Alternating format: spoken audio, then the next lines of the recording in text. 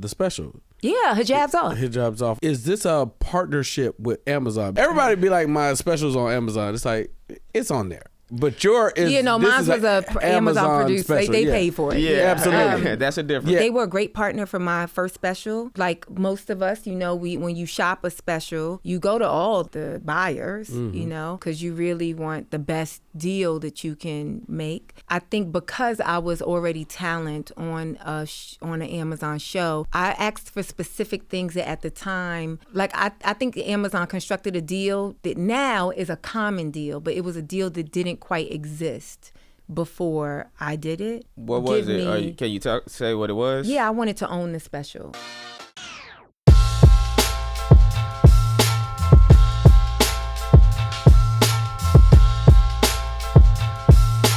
What's up, y'all? Welcome to another episode of Killin It, man. It's your boy BT Kingsley. London Brown. Justin Hires. And wow.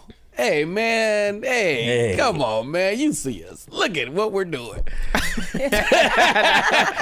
Today, we have this amazing, hilarious woman with us. She is one of my favorite comics to watch. She is extremely accomplished on screen and on stage. We're going to cover a lot of stuff today. New York song, my girl. Y'all make some noise for ZAINAB Johnson. Hey, ZAINAB. Thank you. That was a very nice introduction. It's the truth. Well, then it's even more nice. Thank you. Thank you so much. It's very easy to... I love having these conversations with people that I love and respect. It makes it very easy. Man, I love what we're doing. BT, though, you seem like, I ain't never heard nobody have a problem with you. You seem like you That's true. are very likable. Like, I don't know. It seems like you would sit down with most people I don't know who all you respect, but you just, I don't know. You seem very amicable. I don't know. You just seem... I don't love everybody. Okay. All right.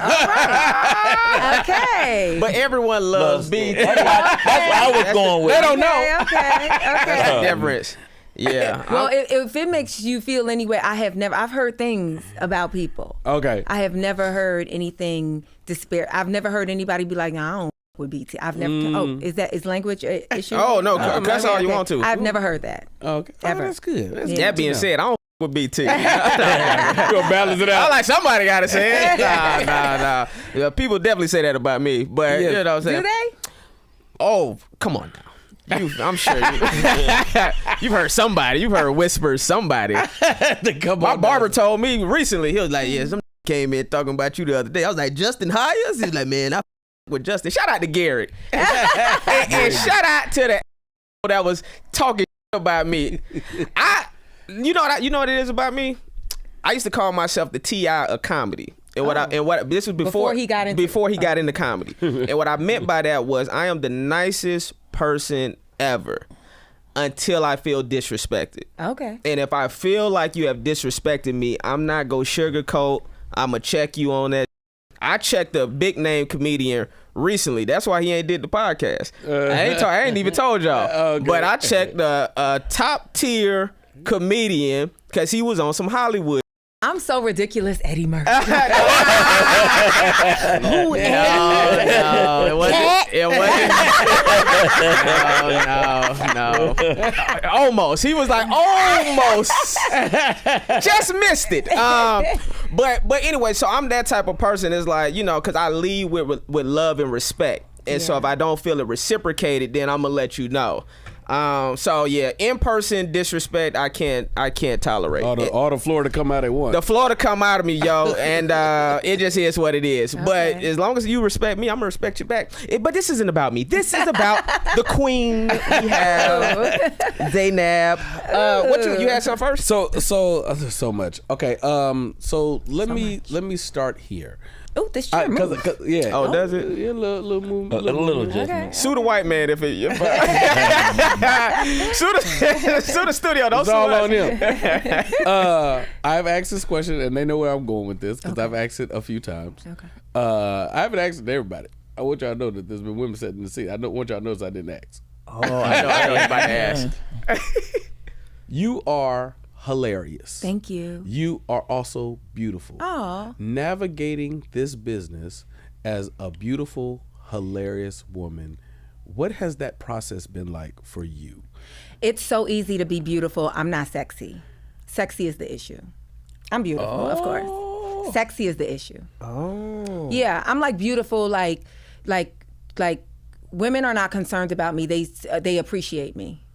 But I'm not sexy. That's a nice twist. Yeah. I'm nice not saying that in my life men haven't found me sexy. Yeah, because I was like, you trying to sell it. And I was like, No. No, I'm not saying that. You know, I'm saying like I don't lead with like sex. Okay. And so it's like I really can't describe it, but I'm more of a woman's beauty than a men's. Does that make sense? Yep. Like, men might say like she's so beautiful, but I don't think if you look at my comments, men ain't like, yo, I just want to smash. Like, it's a very respectful beauty. Yeah, it's truly, and I think that that's the reason why it hasn't been like a hindrance. I don't think. You modeled? Yes, you had to. No, not really. Like sometimes they but, ask you all the time. Yeah. Through my life, I have been asked, but. Yeah, I think even when I came in, like when I started stand up, I had a shaved head. Yeah. Oh yeah. And, remember? Yeah. I remember. Yeah, and that was like, oh, she's beautiful. I think she has something to say. You know, it wasn't like what them titties do. Like I think like my early material kind of addressed that too. Like.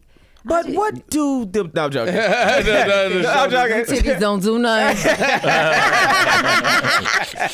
But this is a question I wanted to ask.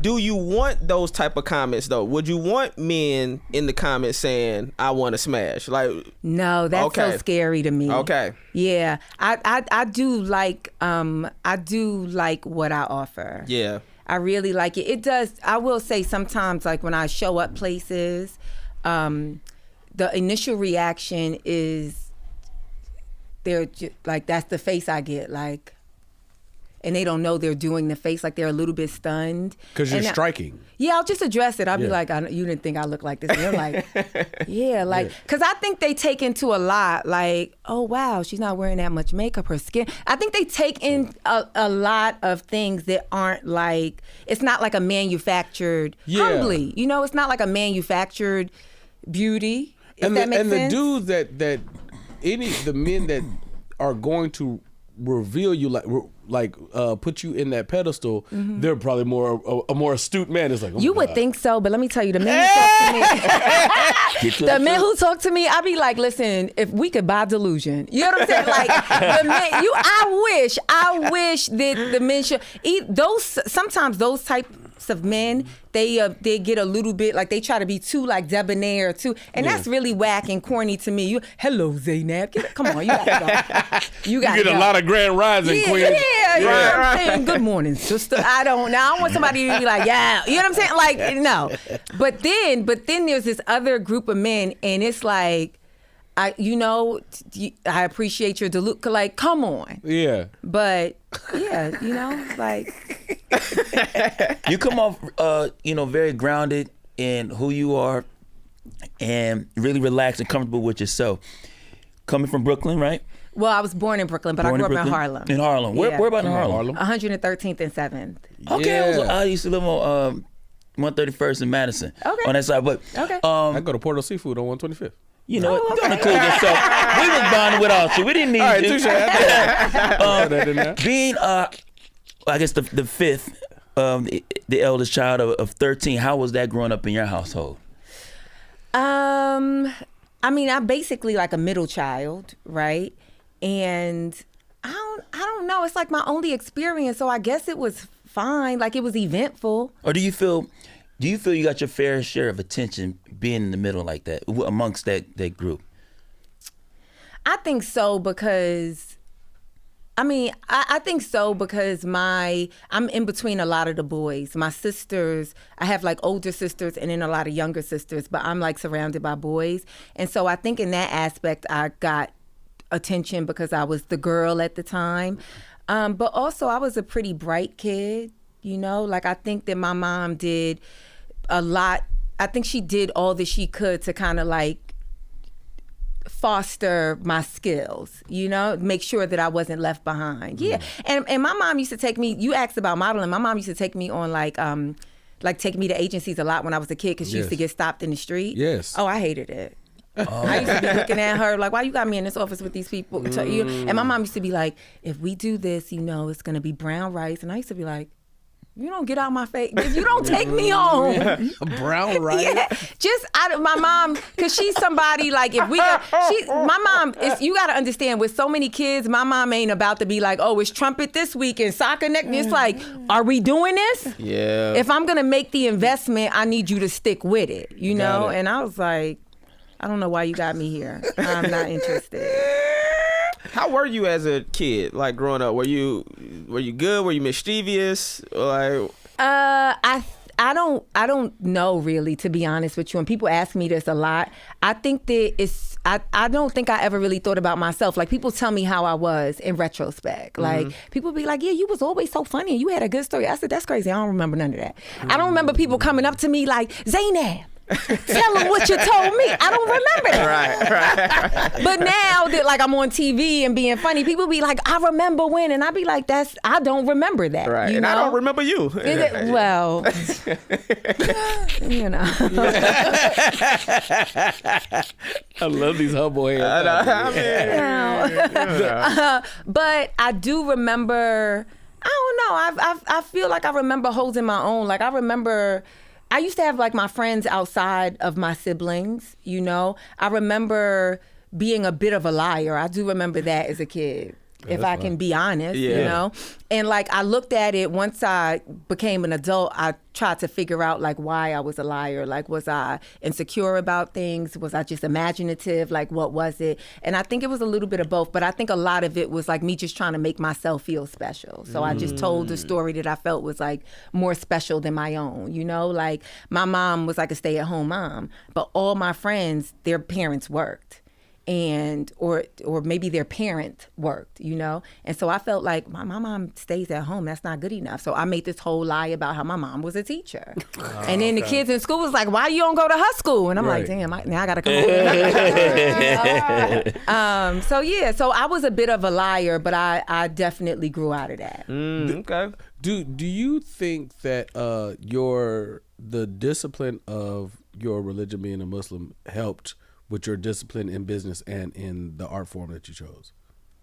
No, I don't want to take anything away from the Muslims. Hilarious.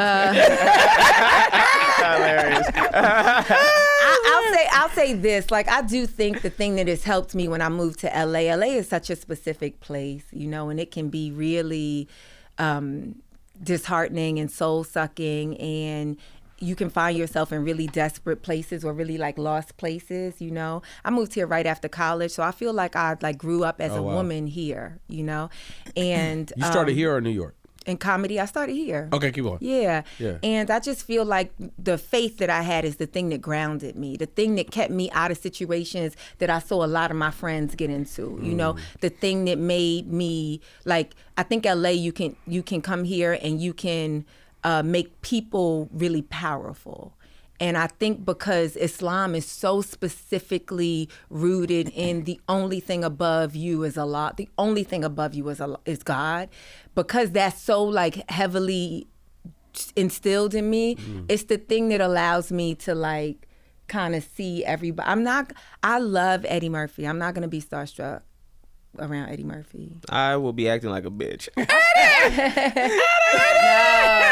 No, I've been to Eddie Murphy's house, and the first time I was there, I was mad that I was there because I was there with like some groupie girls. I didn't know. I was one of my them. groupie friend was like, "Come with me to Eddie's house," and in my mind, I'm like, "Yeah, I'm a comedian." I had just started doing comedy. Oh wow! And I was like, "Yeah, I got to go to Eddie Murphy's house." And then when I got there and realized, like, right. oh no, Not with them. not me.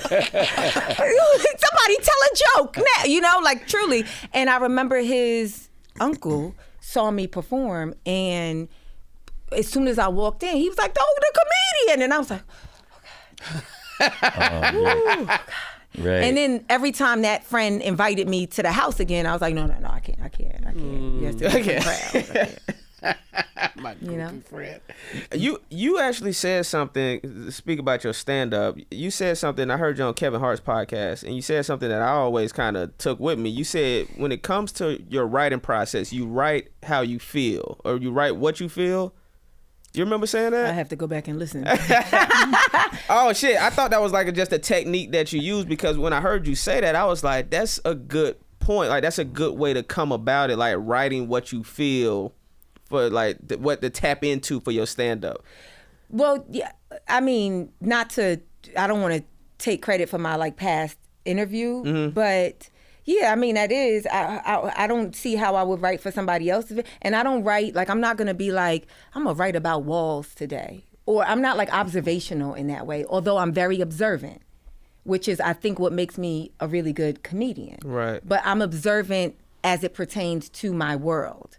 Does that make sense? Like, you'll never hear me be like, buses, right? You'll never hear me say that. It does not. I could probably write a really great joke about a bus.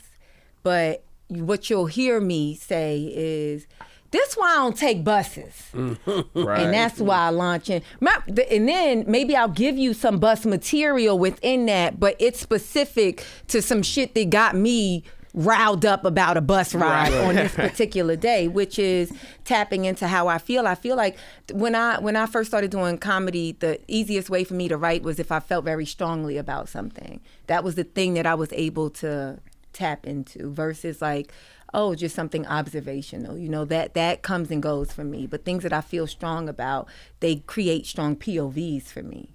And so if that, I don't know if that sounds it makes similar, sense. but yeah. And I realize I'm not a writer. Like, I don't sit down and just write. I'm an on stage writer. Yeah, me too.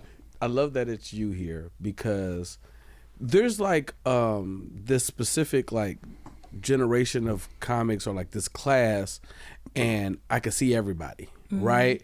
And I remember us all in a space trying to figure it out, and how we gonna get some money, and so on and so forth. And now, it's headlining the clubs, it's the TV, it's like, oh, you did it. Like, it's so wonderful to see like all your peers and see like where everybody is at, right? Yeah. And some people have had tragic stories, some people have had really like triumphant stories. Yeah, it's quite fascinating. Yeah, it's beautiful, because it's like you're on your journey, but you're also seeing your peers' journey. So in that same facet, I have to talk about Upload. The show. Oh. Let me tell you something about this show. I thought I was gonna. It was something that I started specifically because you're on it. I said, "Oh, ZAINAB's on the show. I'm watching." Appreciate the support. And I turn on, and I'm like, I'm gonna watch an episode or two, and then I got some stuff to do. And I'm gonna watch one episode, so when you see me at the club, you could be like, Oh, is that right? What did it turn into? I watched the two, and I went to sleep, and I was dreaming about the damn show. Really? So I woke back up at 2. I was like, well, I can watch one more episode. It's 2. Fast forward to it's 5:50, and I was like, sheesh, I am 9 episodes in. And then I didn't know more seasons came out. I just recently found that out. I was like, oh Lord, there's more seasons. Oh, so my first question is, when you audition or get this show and it's pitched to you, do you understand what is happening? Because it is a super dense show, like conceptually. What up, man? It's your boy BT Kingsley, man. Killin' the Pod is here. Been a great time, man. Subscribe to the page. You here? Press that button. Yeah, I knew the premise of the show, because the scene the sides that I originally auditioned for is the lead girl sides. And it's a pivotal scene where she is trying to convince her father to her main goal before she falls in love with this Upload is to save enough money to afford to upload her father. But the father does not want to upload because his wife has died pre-upload ability. Got it. And yes. he's like, I want to meet my wife in heaven, right? And so that was one of the scenes that I had to audition with, and so that's the premise of the show, basically. Yes. But I didn't know once we saw the scripts and things like that. Once we saw the scripts, and then we saw the set, and then the seasons progressed, it's like, obviously I was in it, so it got big and I got big with it. Like, it got complex rather, and I understood the complexity. But I don't think going in did I know like how complex or how layered it would be. I feel like it's a show, like once we started filming the season, once it got picked up, I was like, this is a show you have to watch over and over to really get every single, there's not even like a bottle of water placed in the scene that doesn't have a joke on it, or it's not some, you know what I'm saying? Very like layered. Yeah, it's super layered. Like intentional. yeah. And that's, and like, I think the reason I asked is because tonality wise, this show is it's a beautiful sweet spot. It's I would say a dark comedy. Sure, maybe? you can. Yeah. Because this kind of like takes place in like a dystopic future, like a close dystopic future. Yeah, but it is comedy and it is hilarious. But okay, cool, you get the sides. You read, okay, cool, I got the concept. All right, cool, I'm in the show now. I understand the show and you see the sets and this is beautiful. Nobody knows that when they do the upload, the head's gonna explode. Like that is outrageous. Like when they do the head, I was like, well, why they do it like that? There was a bunch of ways to do it that didn't have to have blood splatter on some young lady's face. And I say, oh my God, like this is the greatest show ever. Well, here's two things. Here's two things. On my end, that's actually, when I went into audition for that, I had just been told, I had just tested for a pilot that I really wanted. And I had just got the news that they went in another direction. And I had did producer sessions, director sessions. I thought this show was mine, and I thought this show was going to be like a big deal. I was really in love with the show. Ironically, it was about tech also. And I had got the call like they loved you, but, which I hate those calls. I'd rather they be like, yeah, you got work to do, because then there's a solution, there's a goal for me, I guess I got to get time when Lamore's in the other room. Yeah. It was between me and Lamore for New Girl. We just talked about that. Yes. Okay. I'm still But hurt. even that is like, I don't know, when they say we loved you, but there's nothing you can do with that. Yeah.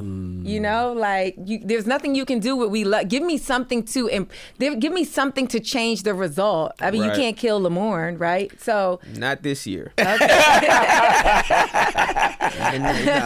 So my mind wasn't even, so like the impact of that script, it's just, I wasn't there. I was still the sort of like the grief of losing something else. And so I probably showed up as like my truest self, because I wasn't the expectation of succeeding or getting something. It didn't matter to me. I was focused on. It's like when you can't see like the new guy because you still stuck on the old guy, And then now in terms of like the head coming off and like blood and stuff like that, Greg Daniels is the creator of Upload. That's prolific writer, creator. Yeah, and so this was Greg's next project after like The Office, and and so he had been network television and restricted in ways that he felt like, now I'm on a streamer, I can do all the stuff visually and that I couldn't do when I was on a network. Right. And so when you see us go a little bit like, well, why they do, you know what I'm saying? Like, he's just gonna show his whole ass. Why? It's like, it's because he now had kind of like the freedom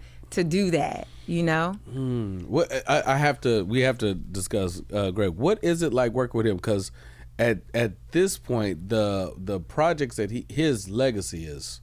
Yeah. Sheesh. So what is it like being on a project with him and seeing that genius up close? I think the thing that I most appreciate is he's super collaborative. So he's really one of those like creatives. He's trying to get the best. So it's like whoever it comes from, if that's the best, that's what we going for. And great.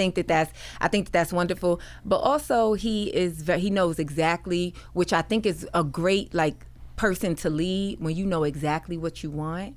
Because then there's no, like, people ain't trying to figure it, like, he knows what he wants, but he's very, like, I remember being, I don't know if I should say this, but I remember being, baby, killing it. I remember being in, like, the hair and makeup trailer, and he was very specific on, like, when we in the real world, he wants us to be, like, really bare, like, not, because we supposed to be poor. And then when we're in the upload world, that's because those are avatars. We get to create that, so we could be a bit more judged, right? Yeah. And I remember he was trying to do something maybe with my character's hair or look or something like that. He was trying to, some character, he was trying to achieve a look. And the hair person or the makeup person was like walking him through how they're gonna do it. He's like, can you give me this? Like you don't need. That's your job. Like he's not gonna like. There's no reason for me. I'm not trying to learn the process. I just need to know if you could give me this. Yes. Right. Simple. And can you give me this on that day of shooting? Like that's kind of how he is, which I can appreciate that sort of. Yeah. That directness. But other than that, he was very like friendly, nice. Like he had us over a lot. He was very hospitable, really like open to answering questions and like, how do you feel about this? I had a family on the show for one episode, and he's like, can you come in and help me cast a family? Like, how do you feel about this person? It was so funny too, because he was trying to make all my sister, all the actresses was tall. Wow. They was all tall. And I was watching the tapes and I was like, oh, well, what did you like about her? And he was like, so hard to find tall actresses. I said, well, one of my sisters I'm the tallest girl in my family. I was like, I'm 5'11", but like one of my sisters is 5'4.5". One of my sisters is 5'7". I said, so, I mean, you know what I'm saying? They ain't all got to be 5'11". Thank God. And, and he was like, and the actress we ended up going with was the one that kept making me, every time I watched her tape, it kept making me laugh, And I'm like, I think we should go with her, And then the thing about that is that once you get on set, you like, girl, don't. About to you. Don't make me look girl, bad. don't make me look bad. And she did not disappoint at all, in my opinion. Yes, I love how black you are on the show. Like literally, I mean, like literally aesthetically, the somebody could have went wrong with the hair, somebody could have went wrong with the makeup, and it's like, no, that looked like. That's why I say that. But you know what part of that is? Like I went into the show and audition, and they had already cast the part, right? Like I think sometimes they do these and they're like, we don't know. They don't know if they're gonna go with a black man. If they go with a black man, and we gonna go with a white girl. If we go with a white man, we gonna go with a black. And let's test and see what when they be making TV shows, so much goes into it that's beyond like just our ability as talent, right? Yes. And I remember my agents calling me and saying, Greg really liked you, so he's going to try to create something. He's going to create. So I'm not surprised that a bit of me is in that part, because even like leading up to it, like just in like the table reads and stuff like that, every time he saw me, my hair was different. That's why Alicia always got different hair. Absolutely. Every time he saw me, and it would go drastic. It wouldn't be like straight to curly. It would be like, it looked like you ain't got no hair, and now it looked like you got all the hair. Yeah. I remember one day, this is the day he talked to me, because I saw this girl online. She did this hairstyle. I had extra time that day, so I was like, I'm gonna try that hairstyle. It's like it's like, how do you take long hair and make it look like it's short? She had like pin curl all her hair and put it under these barrettes, and it looked like a 50s swimming cap. Yeah. And I'm like, that's how I get it. I had a shaved head for so many years. I'm like, that's how I get a short haircut again without cutting my afro, right? So I sit there and I do I order some barrettes from Amazon, you know what I'm saying? And I walk into this table read with just like barrettes all over my head. And when we went to lunch, he said, now how is this happening? Yeah. What's that? What the hell? Explain to me. Like, and not even like in a condescending way, like a really earnest way, like, please help me understand. He didn't want the makeup and hair conversation. Now, how did you do that? He was really curious, which I appreciate. I really like curious people, because I'm that way. Like, yes. You can't be afraid to ask. You got a black hairstylist on the show? The first season we didn't. Okay, so yeah, I know about this. So he said, he asked me, he was like, how would you feel if we made this a part of the show? And I was like, that'd be wonderful. I think I would love that. And I think that the viewers, the demographic that I would attract, I think they'd probably appreciate that. So here's the thing, Justin. We shot the pilot in LA. So we had we had a bomb ass all black hair and makeup. It was nothing. When it was nothing. They had us dressed to the looking. Our wardrobe team was also great. They weren't black, but they were also very great. And then when it got picked up, they was like, by the way, you're shooting in Vancouver, Canada. I think it'd have been different if we were shooting in Toronto. Yeah. But we were shooting Toronto. It's hard, but we were shooting in Vancouver. So it ain't even like you could get the supplies you need the day of or the same day. You know, so that was, but what I appreciate is somebody who's in a position and knows that they need help with the position. So our first season head of hair, she said, first of all, because I'm a solution oriented person. I'm going, and that may come from like being a middle child. That I don't know. Maybe that's the Muslims. I don't know, right? I don't know where it comes from, but I am that type of person. And so the moment they said we're filming in Canada, I bought my first wig. I never had a wig before. I never had a wig before, and I said, let me get one of these wigs just in case. Yeah, just in case, because who knows what's gonna happen. And when I got there, that head of hair was like, I'm so happy you brought this wig. Kept her employed. Saved her. I'm so happy you brought this wig. And the funny thing is, after we shot the whole season, whole first season, because the first season is in Vancouver, some of the stuff don't match the pilot. But when you when you releasing an episode every week, people can't make the connection that something is different. But when you get to go from one episode right to the next one in a matter of seconds, you're gonna be able to tell the difference. So we had to reshoot some of the pilot stuff. But the wig ain't the same as the pilot stuff. So they had to get the hair for the pilot, right? And you can't get that hair in Vancouver. You can't get it immediately. You know, it's like they be holding tariffs and stuff going from the United States to Canada. You find out that it's a task, right? And I had this crochet hair with me that I just, just being a black girl, it's like, I got some extra hair. Right? I don't know. It's something about being a black woman. It's like, I got some extra hair. I got some lip balm. I got some hair. It's like certain stuff you got to go away from home for some months. It's like, no, I got some stuff. Yeah. Even if I got to do it myself, I will watch a video and figure it out, right? And so I was like, well, I got this hair, and we had to shoot the scene the next day. But this is white men for you, because they came to us like, well, can you get this hair the next day? And she was a white woman, but she knew. She was like, she knew enough about hair to know that what they was asking her for in her location was an impossibility. Right. Mm-hmm. And so I was like, well, I have this hair that kind of mimics that hair that I had in the pilot. I was like, but it's like clip-ins. And she was like, well, do you mind? She was like, we'll buy that hair from you. And then she stayed up the entire night and made it into a wig. And I swear you can't tell the difference from Wow. Yeah, so as much as she wasn't a person, a black woman, a woman, a person of color, I really, really appreciated her because she understood what she didn't have or know or couldn't do. And they got to be right. And she was honest about, she didn't have any ego. That's what it is. She didn't have any ego in it. And therefore it was very easy to get to a solution because she didn't have an ego in it, Yeah. I had a hair lady on MacGyver. She got mad because she was gonna try to do my hair or something. I was like, no. I was like, that's so. Like she was gonna try to cut my hair, and I was like, no. I was like, I'll go to somebody else. She was like, he's a racist. I was like, I am, and I didn't say that. But I was like, no, I don't want you cutting my hair. But on Rush Hour for sure, the producers, white dudes, they came up to me and they was like, so do you need your hair cut like what, every 3 weeks, 4 weeks? And I was like, I said, bro, I'm gonna need my haircut. I'm the lead. I said, I'm gonna need my haircut like twice a week, like at least once a week, and I need a lineup. So I had to go hire my own barber, and then they would reimburse me. But they wouldn't have a black barber on set to cut my hair. Oh, now, you know what's crazy? We're saying black barber in the essence of they could do black people, but they're missing that black people can do everybody.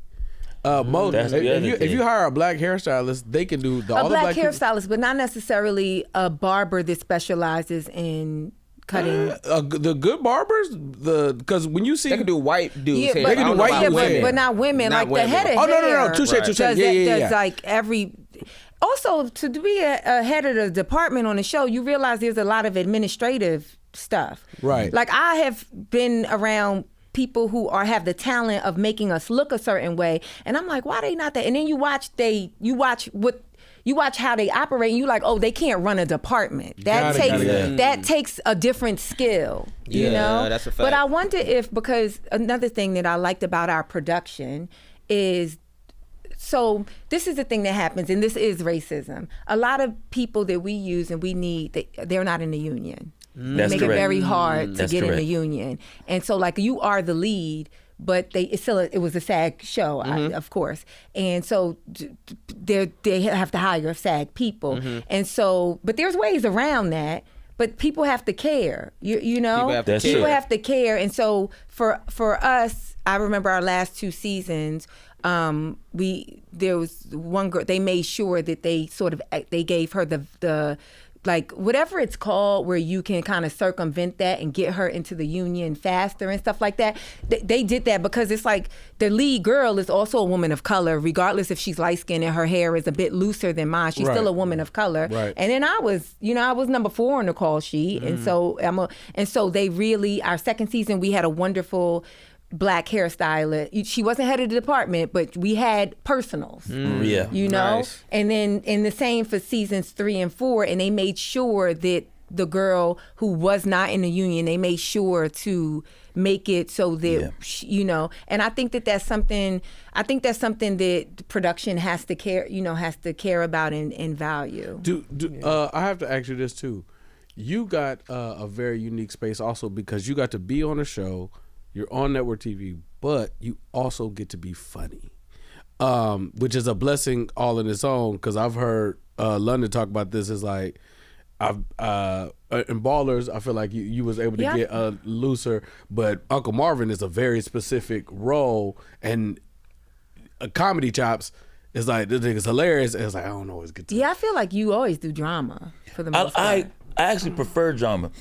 I need comedy to support stand-up. Stand-up, yeah. But drama is really fun for me because that's where I feel the growth in as far as being pulled for that sort of thing. But I think where you're going with that was, you finish your thought. Well, no, I'm just like the. How do you feel about the blessing in that? In the role that you are, we 4 seasons in, and you get to be funny.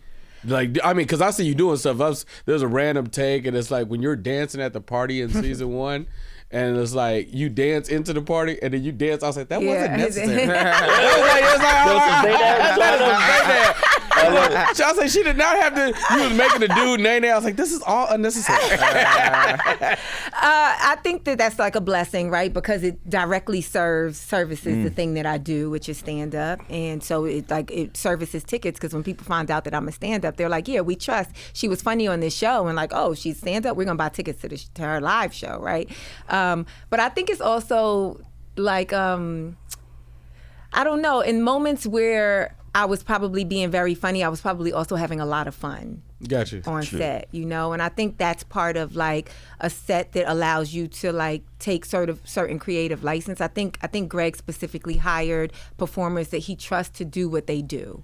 You know what I'm saying? He hired me to like do what he saw me do. Yeah. You know, everybody has a position. Andy, which is the lead actress, she plays Nora. You know, there were a lot of times where she's funny. You know, and there were a lot of times where she wants to be funny in the show, and they'd be like, you know, that you're tender, and we need you to nail the tender part of the scene. Yeah, and I get to come in and kind of be crazy. Like, you know, I get to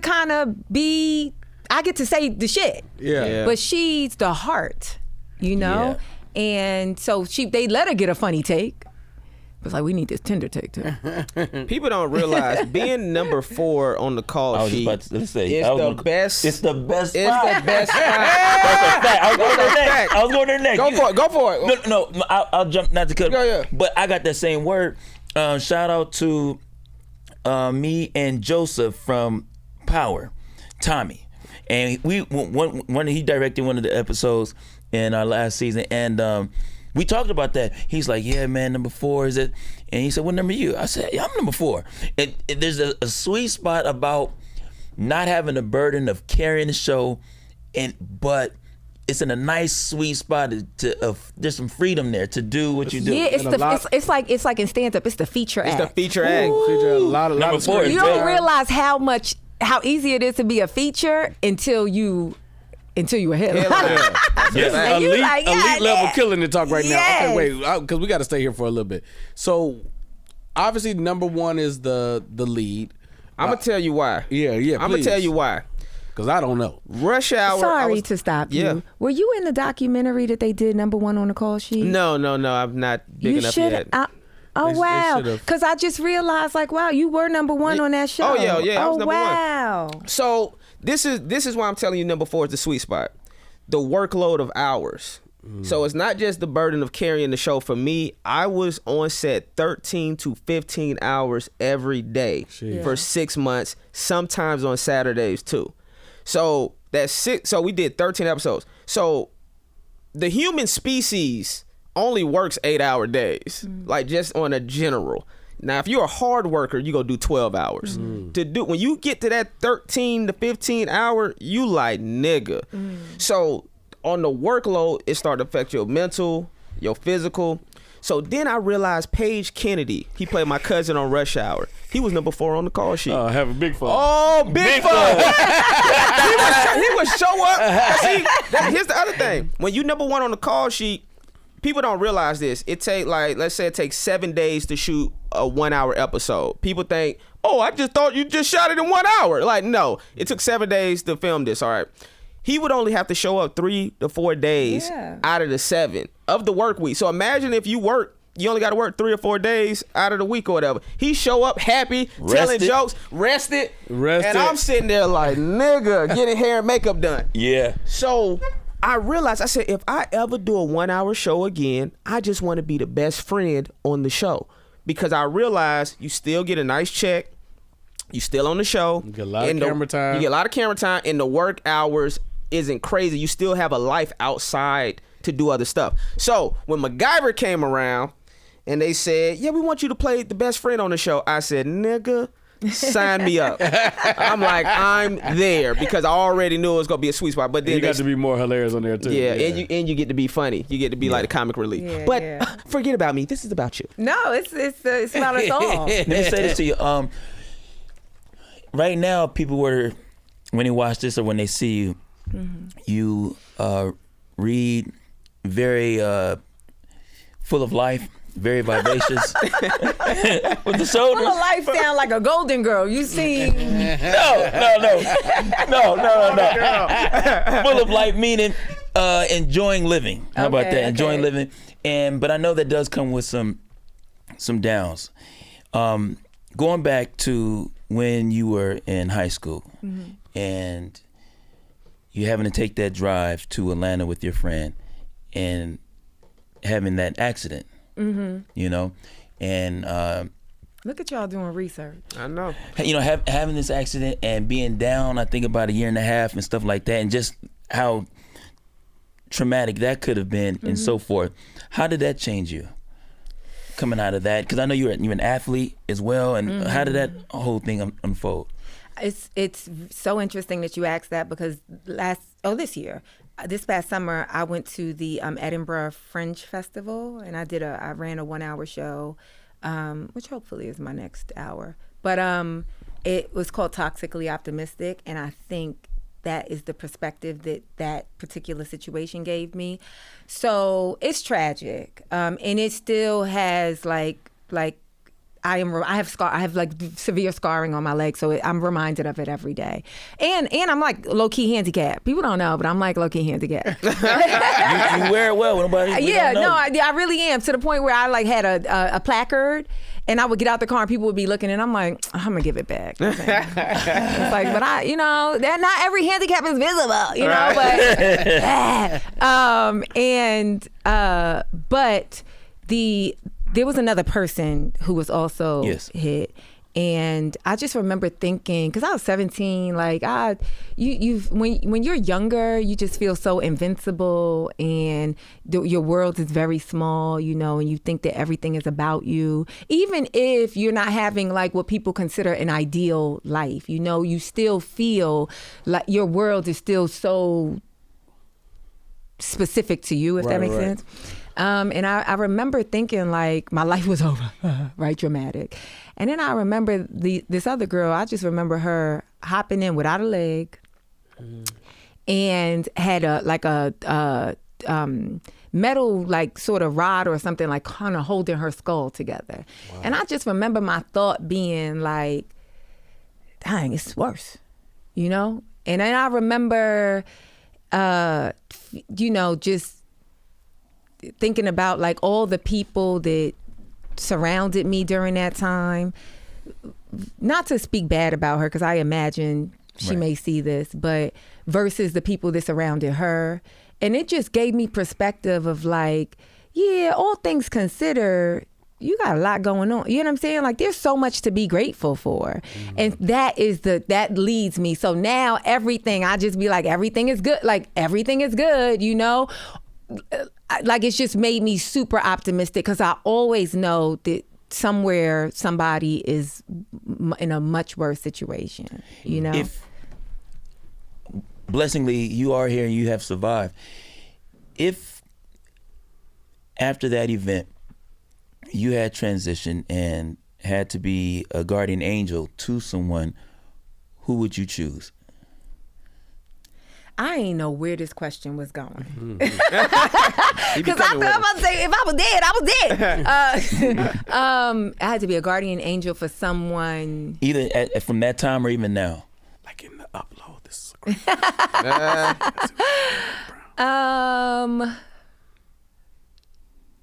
Probably one of my siblings. I can't choose them all. I can't watch them all. I can only choose one.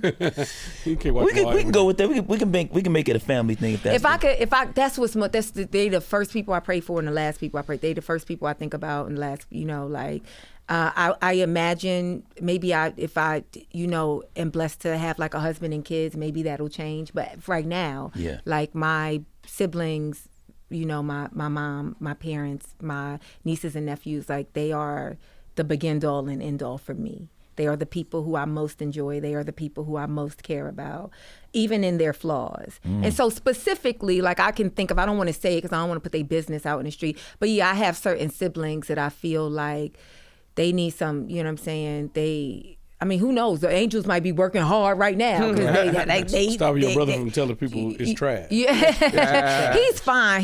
That brother. He got blessings on blessings on blessings. You know what I'm saying? Even in his like hood epics, you know, he's blessed. You know what I'm saying? He one of them people. He be like, you know, I won a lotto last week. Like he's one of them people. It always works out for him, you know. But I have some siblings who I'm like, wow, if I had like the amount of talent or like beauty that you have, what I would do with it, you know, where I would be. You definitely, well, I think we all can feel the love that you have for your family. What was it that your mom, what did she teach you about love? I always say like we were so poor monetarily at certain points in my life, but I never felt like I always just felt loved as a kid, you know? Like, I never felt like I couldn't do anything. Like, I obviously couldn't do, like, I couldn't go to the party. My parents never let me go to a sleepover. We might not have the money for me to go on, like, that field trip.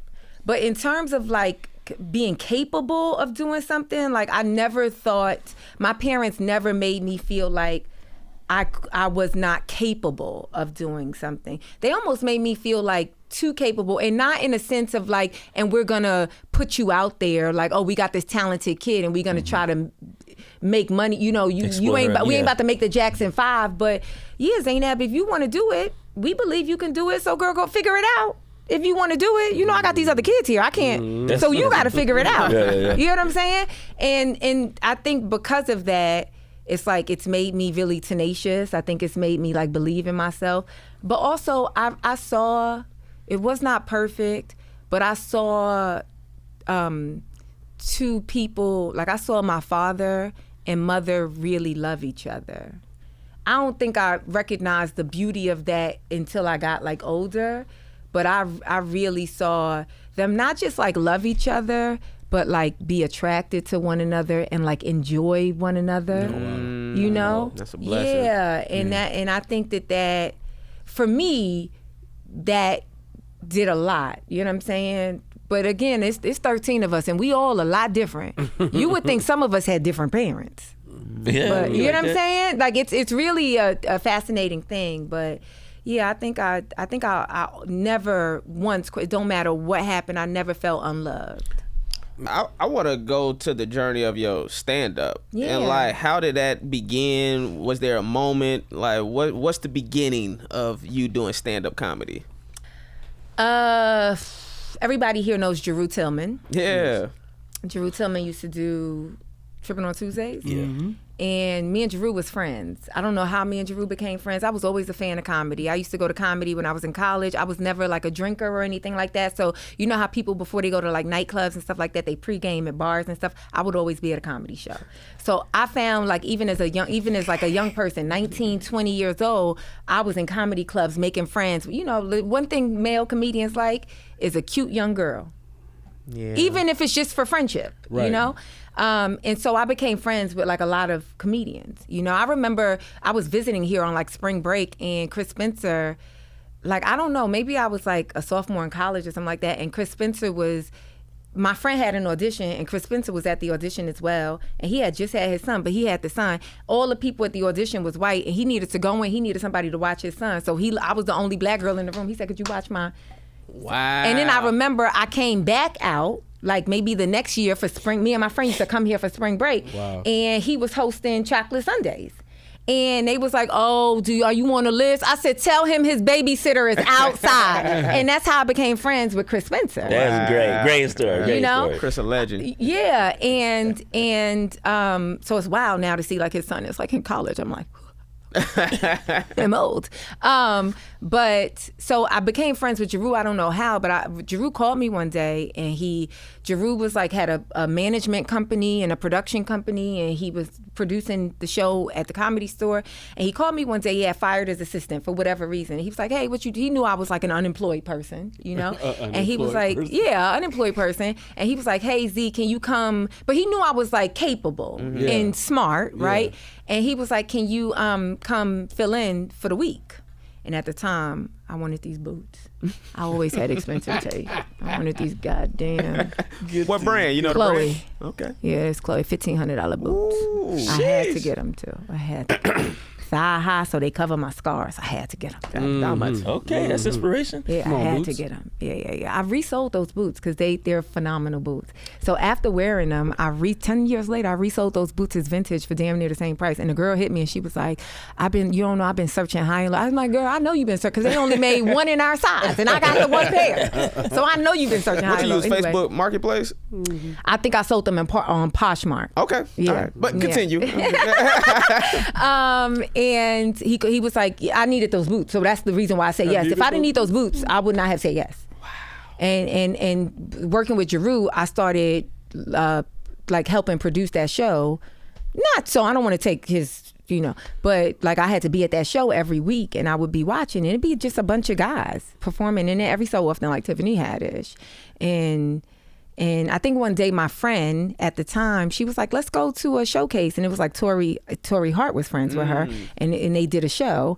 And it was all women, And I was rewriting stuff in my head. Like I was editing things I saw like the flaws. I saw what could have been changed to help every performer that I saw. No, I'm just using the reference points. And I found myself doing that at the show on Tuesday too. Like, I understand why that he didn't actually say a joke, but he said it in a funny way. Oh, only he could say that. I just started doing that naturally, And then I realized you just wake up one day and you kind of realize, like, I went to school for I thought I was gonna be a math teacher. Wow. So it's like if I'm gonna just be stuck in a room or office, then I'll go to the thing that I worked on for 4 years, And so when I had that sort of like revelation, like I'm not here for this. As fun as this is, working with my friend and, whatever. And Jeru gave me health insurance, everything, yeah. And I was just like, I had to quit because I didn't move to LA for this. Right. And so when I quit, I just Googled like open mics. And I seen y'all at open mics. Yeah. And so I kind of knew the open mic scene. And I was like, I'm going to go to that one that's near my house. I lived in NoHo at the time. Oh, wow. Yeah, it was that hookah, Amsterdam Cafe. Oh, Amsterdam. right on Magnolia. Yeah, and I just went there. I had kind of looked up the rules because when you go watch, you don't kind of. I loved comedy. I loved watching comedy that much that I would watch open mics. You know. And then I was like, oh, okay, I gotta buy a coffee or something. Yeah. First 20 people, Comedy you club get 5 minutes. The club is an outrageous choice. Yeah. All right, we go pregame at the house. All right, I'm gonna stop by this comedy club. I used to go to the best nightclubs, like parties in New York City when I was in college. My favorite thing was being able to go to a comedy club and like see, Mike Epps and Bill Burr. That was my favorite. That was better than dancing. I'm gonna go in there. I'm gonna hear that. I'm gonna hear one Beyonce song, and then I'm gonna get up out of there. You know what I'm saying? But I just was never really interested in that. But it's like it feels so good to let when people be like, "You changed my life." When they be coming up to us like, "You don't understand. You got me through this thing." That's for real, right? Yeah. It seemed because we just up there being ourselves, right? But it's like to release. Some people ain't comfortable laughing. Yeah. Some people ain't okay, I don't want to say this specifically because they be watching, but someone close to me told me that a person that they're around that they have in their life now, she said, I've never seen them laugh before. I see my mom laugh all the time. Me too. My mom, she be like, even when we don't be laughing, she thinks she hilarious. And then my sister was like, yeah. I was like, well, you know what you could do? Ask her. Like, what do you find? What makes you laugh? I'm like, ask her. Yeah. So I got on stage because I think one day it just clicked to me like maybe I could do it, but I didn't think that I would be successful. Wow. I understood that comedy looked easy, but it was not. I understood that. And then I went up that first time in Amsterdam and 2 things happened. Okay. I had succeeded at an open mic, which I had previously saw was very hard to do. People, I don't know, I can't remember who was there, but I remember people was in the back smoking hookah. And they came like inside. You were only up there for a little while. Yeah. 5 minutes, and I was maybe? like, y'all are laughing. They was like, keep going. I seen that open mic before. I ain't never seen that. So I was like, okay. and also it felt, I've done a couple of things and I've been good at things in my life, but nothing had felt like that. And it just felt right in a way I had never felt before. And so I just kind of followed that instinct. And it's working out. Did you say the second one? Did you say the second thing? That it just felt right. Oh, yes. Yeah, and okay, so now fast forward, the special. Yeah, Hijabs off. Hijabs off. The special looks amazing. Thanks. 2 things. 1, what made you do it in the round? Mm-hmm. And 2, what is this a partnership with Amazon? Because everything seems everybody be like, my special's on Amazon. It's like it's on there. But mine was a Amazon produced. Special. They paid for it. Yeah, absolutely. That's a difference. Yeah, and it's like coming off of upload. This is seamless. I saw you here, and now I'm seeing you here. It's like and that always feels like a beautiful relationship to have because Amazon. I feel like all the streamers are looking for their hits, but upload is clearly one of their hits. Yeah, we're their number 1 comedy. Yeah. I mean, we're done now, but I think that they were a great partner for my first special. And I think that, like most of us, when you shop a special, you go to all the buyers, because you really want the best deal that you can, make. And I think because I was already talent on an Amazon show, they really worked. I asked for specific things that at the time, like I think Amazon constructed a deal that now is a common deal, but it was a deal that didn't quite exist before I did it. And so it incentivized them to sort of What was it? Can you say what it was? Yeah, I wanted to own the special. I wanted to own the special. A lot of times when they pay for the special, it's like, how you gonna own it? We pay for it. Right. And so, yeah. As you should. Yeah. Mm-hmm. Well, I just, what I think about? Because it's like, I think about just the locks. If you ever hear an interview with the rap group The Lox, right? They be like, we ain't know nothing about ringtones at the time. And Lox are legendary. You know what I'm saying? Right. And it's like, it's like we don't know. It's like it's like people. I think when I was discussing that, it was like the what's the tokens, non-fungible token, I know what you're talking about. whatever it's called. ETFs. Yeah. NFTs. Yeah. I was like in my mind, I was like non-fungible. Stop. I'm sorry.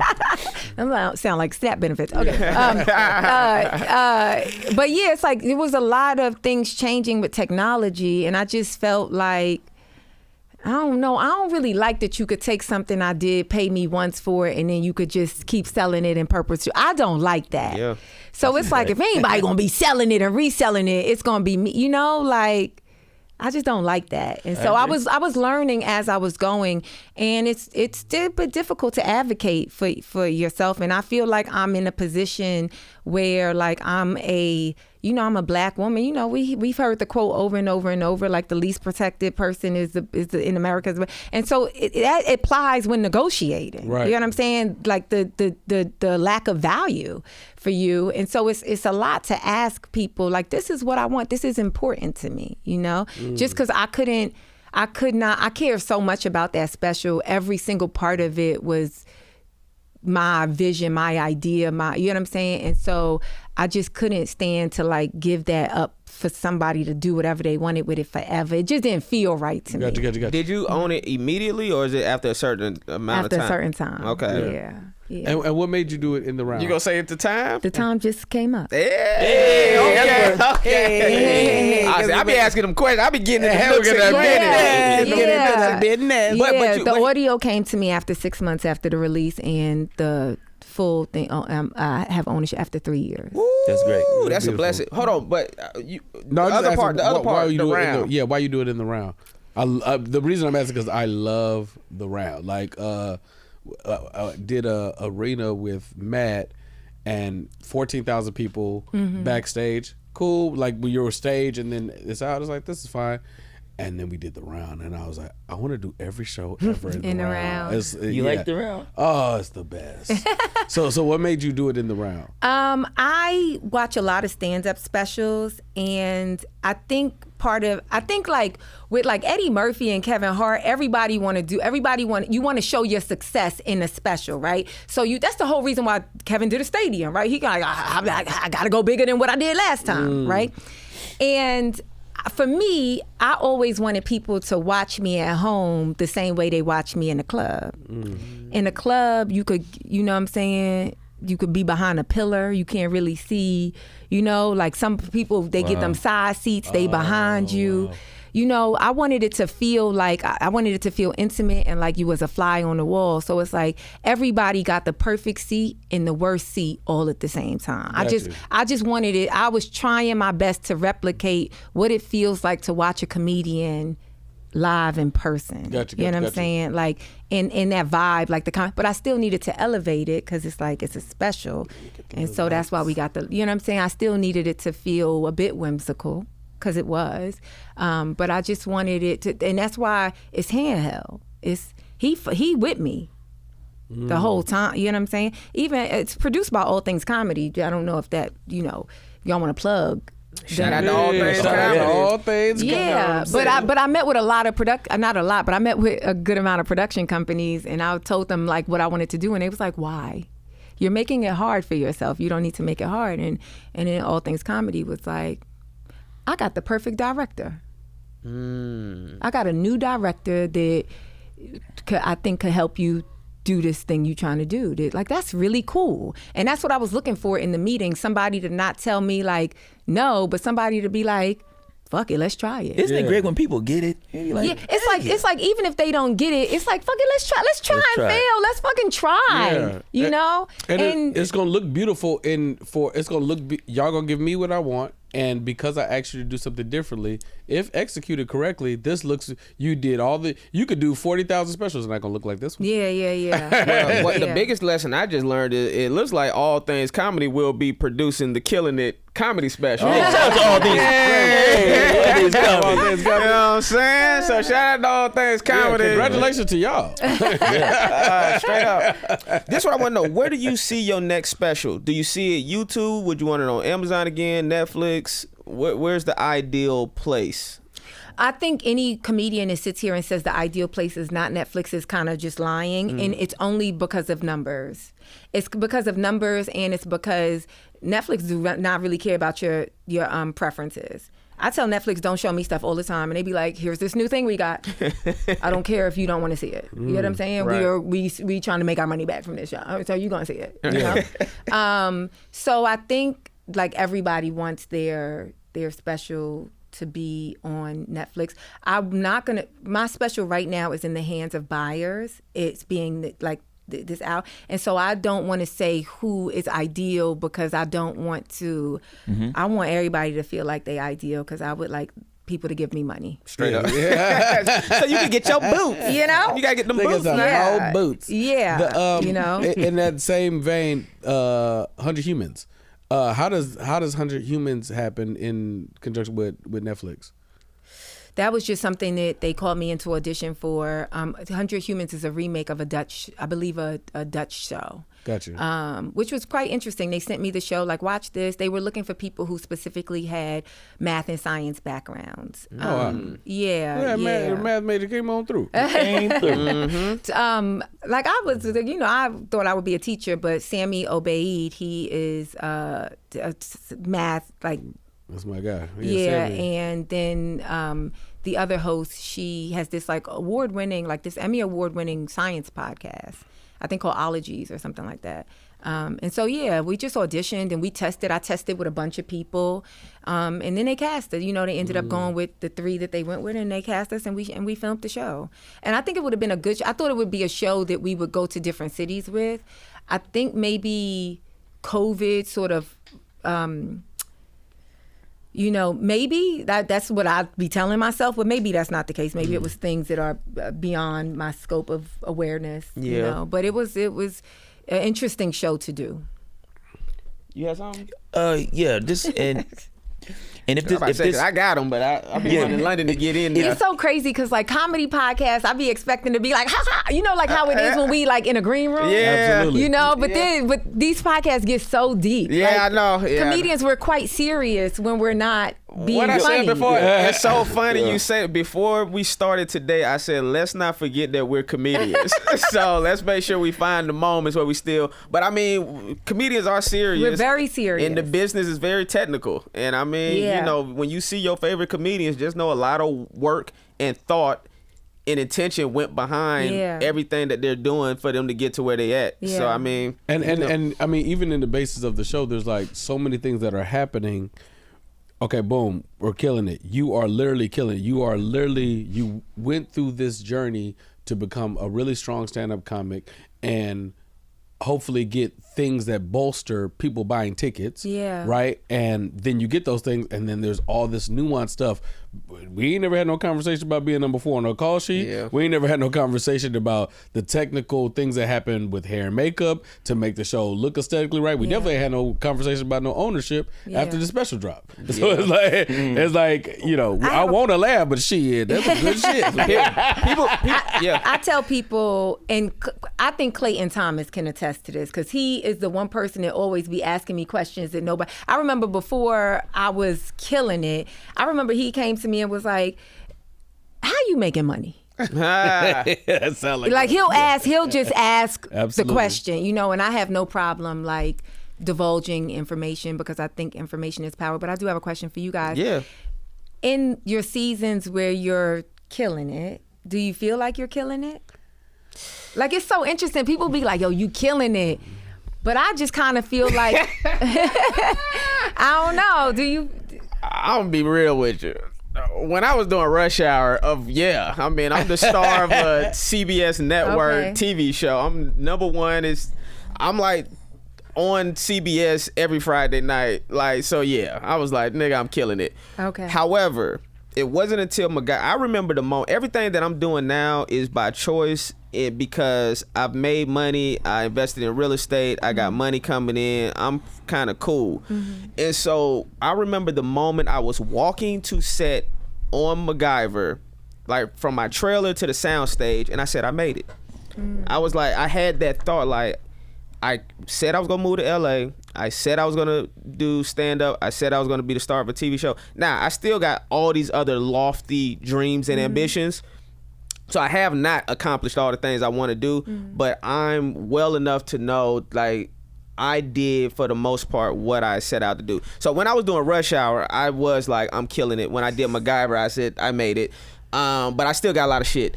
But anyway, right now, I do not feel that way. Right now, I'm like, I'm cool. We was talking about the difference between people be wanting to be on the podcast, and we like, hey, yo, everybody doing shit. Everybody ain't killing it. Okay. And so, you know, there's a difference between doing shit and killing it.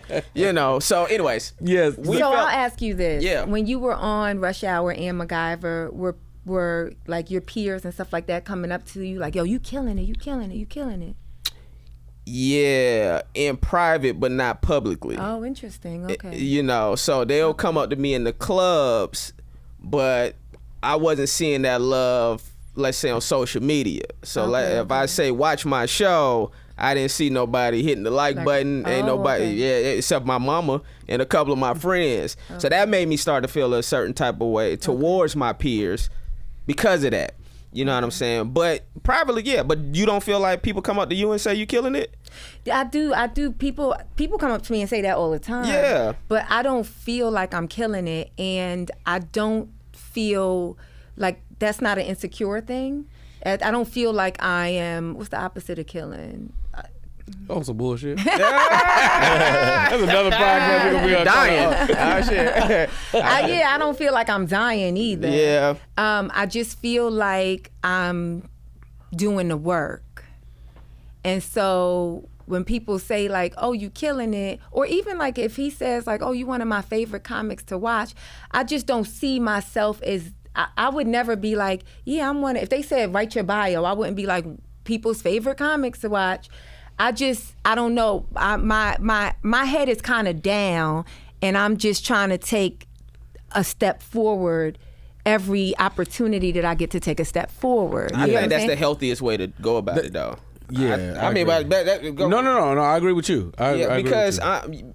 I think it's hard for us to see how much progress we're making when we're in it. And I think that's probably where you're at, because I'm looking at you. For instance, I'm looking at you. I'm like, I didn't know you had 500,000 followers on Instagram. Oh. I didn't know you had so many followers on YouTube. So for me, I'm like, shit, I wish I had 500 followers on Instagram. You see what I'm saying? I would. Yeah. So to me, I always say this too. It's like, and I'm not saying this is you, but me personally, I usually feel everybody wants what somebody else has. Right. Like we're always kind of looking to like, oh, well, dang it. Yeah, like comparing. And comparison is the thief of joy.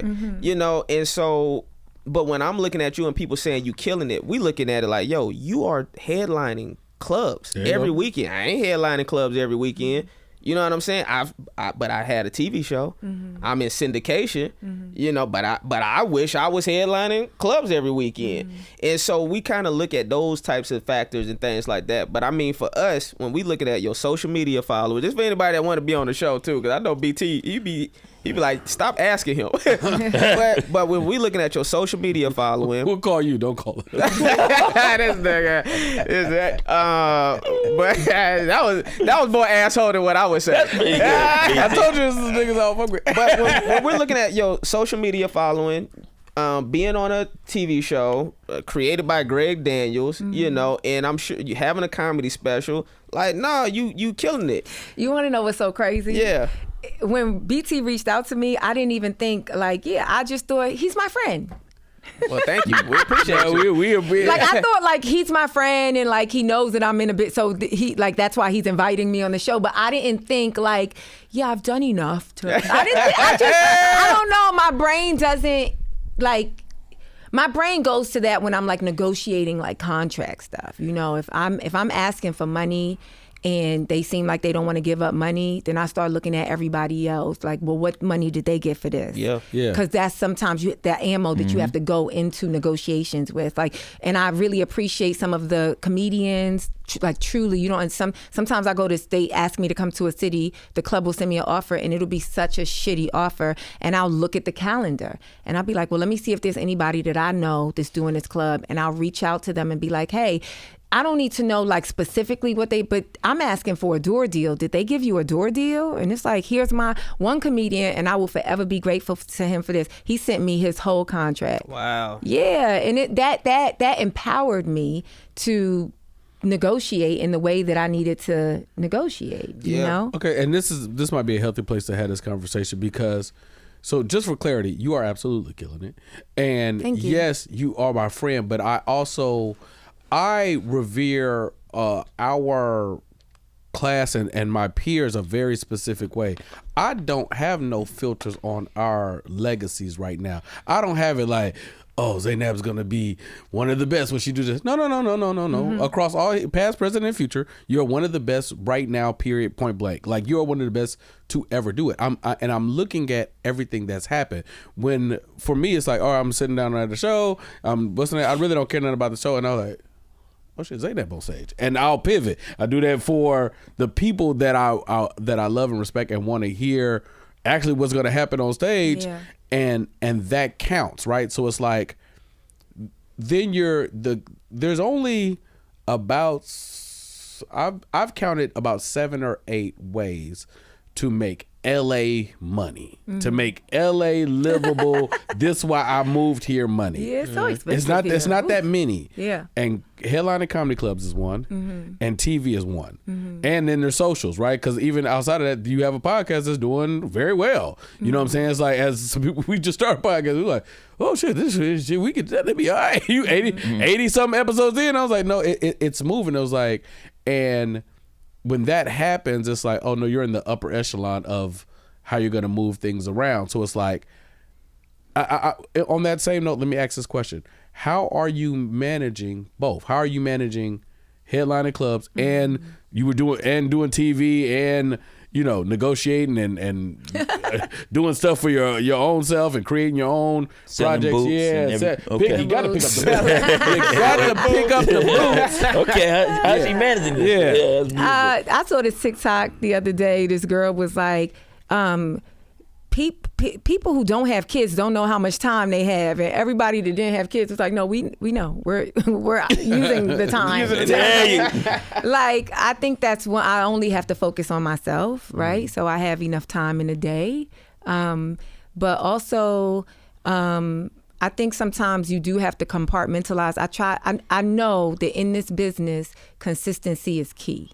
I know that. Like, people, you got to stay.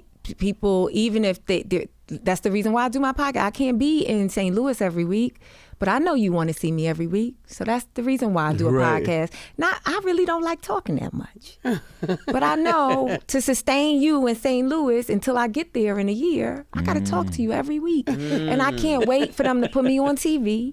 You know what I'm saying? So I got to talk to you. You know, I understand that. But then I have to be able to do it. So it's like, well, I don't want to get into it with a studio because I don't want to have to drive every time. You know what I'm saying? What if I'm away from her? There's times where I go on a road for stretches of time. So it's like, what, do I not do the show if I can't? So I have to make this where I can always be able to do it, you know? And then some things, like, it's like all about like burners on a stove. You know what I'm saying? Sometimes you on high heat, sometimes you on low heat, and you just kind of move it around. But it's like, people ask me when I put in my avails for the week, I never put in the avails for Tuesday, because that's when I be up editing my podcast, because it go out on Wednesday. I'll be dead. I can't. I learned I can't. You know what I'm saying? I can't do it. It's just like, and the people who watch my podcast, they know we learning together. Yeah. Straight up. Because I realized that if you keep trying to wait for it to be perfect, it's never gonna happen. I'll never do anything. Right. You know, so in the same way that I just got to go out there. And when the first time I featured, I did not know I had 20 minutes. No, you just find out. I started featuring after Last Comic Standing, which I only had to do 2 5-minute sets. I don't know what I got. I never did 20 minutes in my life. But I found out, so a comedian felt like he felt like I could, and he felt like if I couldn't, I would figure it out, which I did.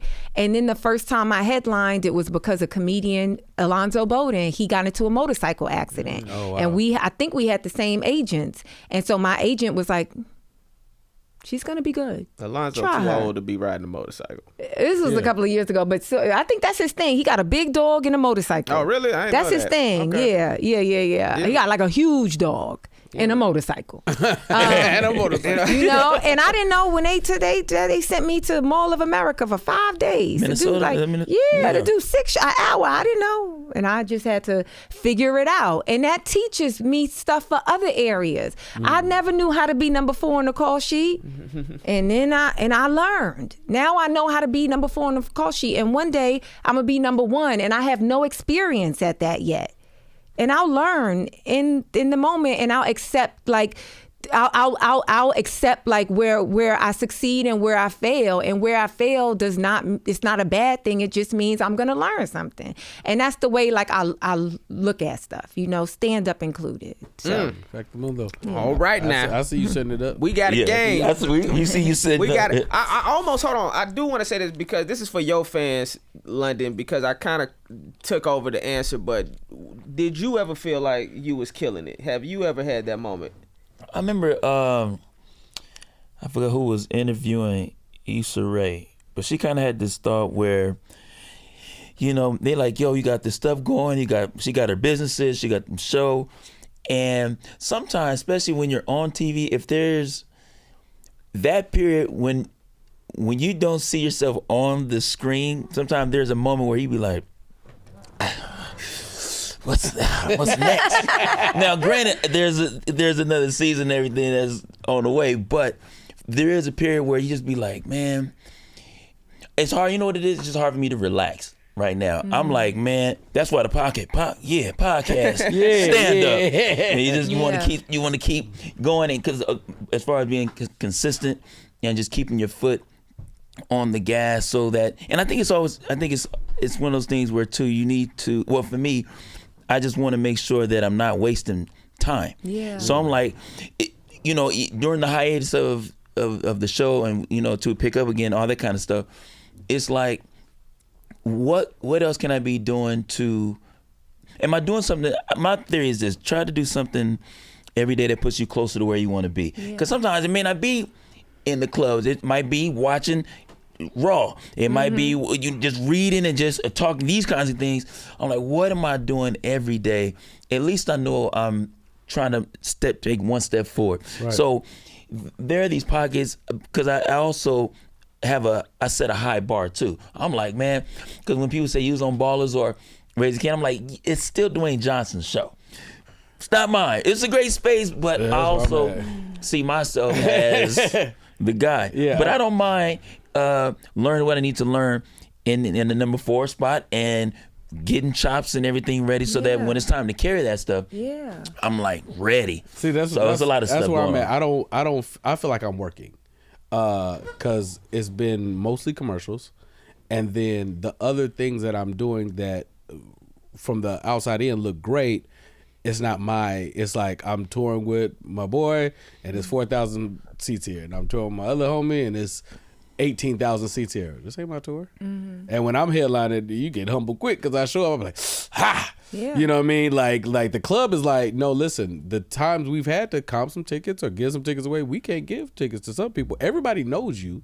So whatever the disconnect is on them buying tickets and what's the name, you got to figure that part out. It's like, no, but it's 180 people in here. Like they were very excited that you were coming. They just didn't buy them tickets early. So I don't feel the killing it yet. I will say too, with like the different things that I'm doing, because I just thought about it while you were speaking. Everything is a bit different for me. So like stand up is very personal. I feel like it's like I know that in an hour I'm trying to tell a story. I'm trying to construct a story that is as meaningful as it is funny. I know that that's what I'm trying to do, right? And it's the thing that sort of like, that's like the thing that everything services, right? Then when I'm on set, you know, it's like, oh, there's this, now I have to figure out, I'm able to be so authentic when I'm on stage. How do I portray a character authentically? That's very difficult for me because it's like, it ain't me. I'm not a trained actor. I'm not, you know? And so that's a whole different part of like my brain and my being. And in the podcast, I'm talking about stuff that really doesn't mean anything to me. Like I'm talking about like news and things that are, you know what I'm saying, like topical things. Yeah, the hot and it's like, issues, you're never gonna see a special where I talk about topical things because I understand the time it takes to create a special, shop a special, put out a special. You'd be crazy to put something topical in there. You know what I'm saying? Right. And so the podcast services that. Y'all want to know how I feel about the Diddy doc? Yeah, that ain't gonna be in my special. Right. So when I go headline, I'm working on the special. Yeah. I ain't just going there to like key about what's happening in the world. I'll do that a little bit. Right. You know what I'm saying? I'll do that for the sake of a clip. But that's not, the goal is not, I have a very specific goal when I go to cities, you know? Yeah. So they all they all do something different. The services, like, I just want to be, you know, like an undeniable comedian. Yes. You know? That's right. Okay. Now it's time for the game. I thought you was about to be like, to give your socials. Oh, yeah. We about to wrap it up. Okay. But first, we got a game we like to call Kill It or Let Live. Kill it or let live. I'm going to throw out a topic, and you basically say we should kill it, like you don't mess with it, or let it live. It's all good. Okay. Kill it or let live. Dating a Muslim that eats pork. Yeah, I know. Wait, what? You heard what I said. I would be dating a Muslim that does eat pork? Kill it or let live. Let live. Oh. They exist. Do they got Muslims that eat pork? In the same way that they have Muslims that have sex before marriage. Okay. In the same way that they have Muslims that, here's the biggest thing is, you know, it's a lot of Muslims in jail, right? But it's a murder. Is it worse to murder or eat pork? You know? And so will I try to change that? Will I hopefully be the example in a person's life that moves them closer to their deen? Hope, inshallah. Oh, okay. You know, but yeah, we gotta let her live. Okay.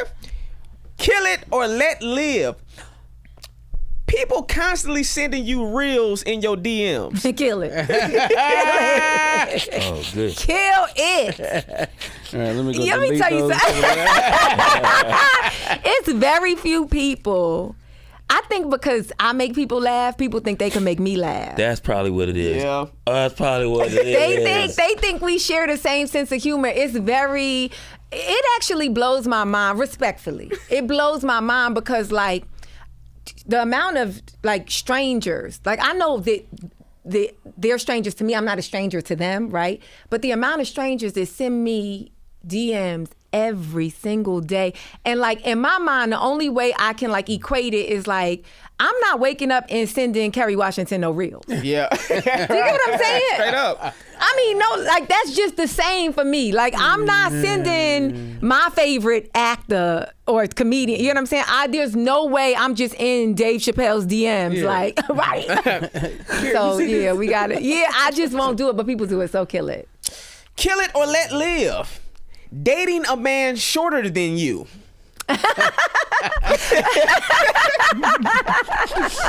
As the short rep on the show, let live. I have a very funny joke about it, actually. Let live. Aww. Yeah, y'all can't choose your height, but here's the thing: that's all you could be. What you mean? Oh, you can't have nothing else wrong with you. You know what I'm saying? That's all you can be. That's some real shit.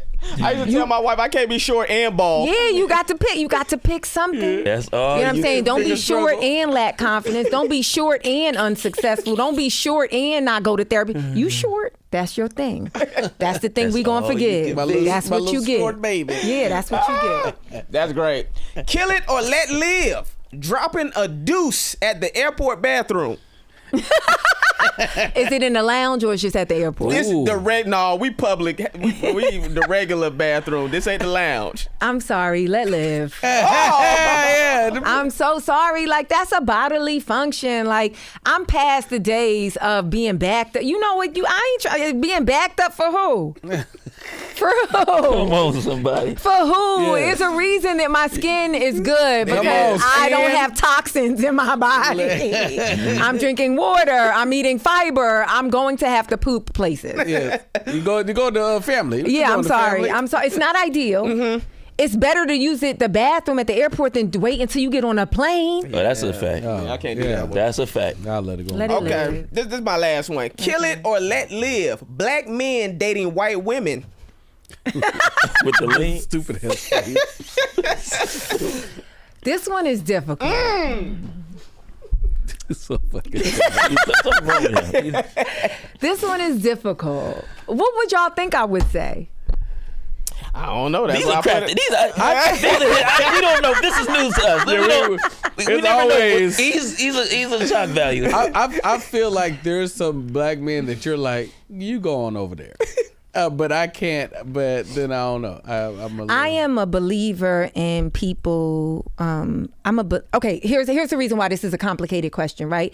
Because this is a question that is layered. It's a nuanced question because there's so much in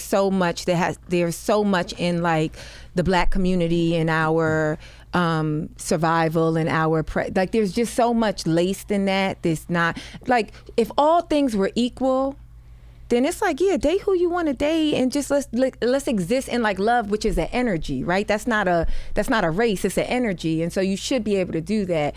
But I do think that it can feel a bit disheartening, to it can feel a bit disheartening if the narrative out there is that a group of women aren't supremely valued by the men that reflect them. That's beautiful. That's deep. Is that a That's very So that's a killer. That's a killer.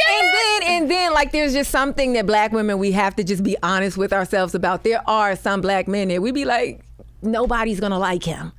That's true. He has to find the others. Yeah. Do you know what I'm saying? Like, we just have to be honest about that. In the same way that, you see, listen, I be sitting in places talking, and that would make a lot of men who be like, hello, ZAINAB. They think I'm like them. Right. But, I just like... Successful black men date black women. Everybody else, do your thing. It's like... That's a killer. Okay. Here's the thing. Right? Dr. Umar would definitely say kill it, and I would love for him to say that.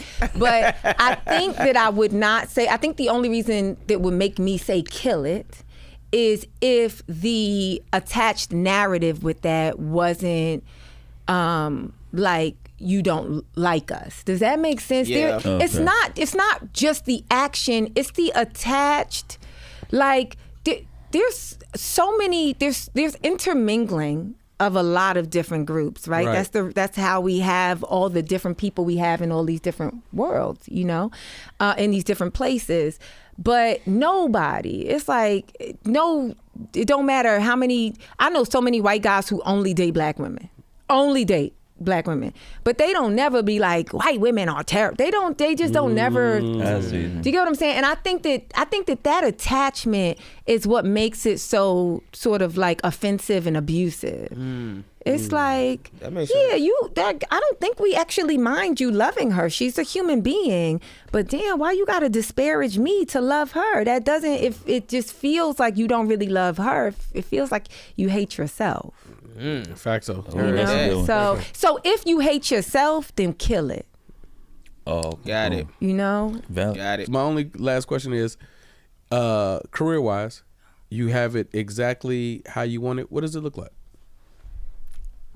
If I have it exactly how I want it, You killing it. What does it look I like? want to have the power to do what I want, tell the stories that I want in the ways that I want. And I can't really give you what that looks like because I don't want to limit myself. You know, I don't know if I gain that power through a show or a movie or I don't know how that happened, but I do know that the platform and the power is key. The power to do things. You know, I think that's why certain people have problems with certain creatives, really large creatives. Like, wow, you have the power to tell these stories, but you continue to tell these stories. Right. And so I ultimately want the power. Heard it here first. Got the power. Like, comment, subscribe. Make sure you subscribe. Make sure you tell your friends about us. We out here, man. Follow on social media, Instagram. What's your socials? On Instagram, it's ZAINAB Johnson, ZAINAB Johnson. On TikTok, it's the ZAINAB Johnson. And then I have a podcast on YouTube called I'm Reasonable. There you have it. Yeah, please watch it. It comes out every Wednesday. Yeah. I'm Justin Hyers. London Brown. P.T. Kingsley. And this has been ZAINAB Johnson. Come on, Killing it. Yeah.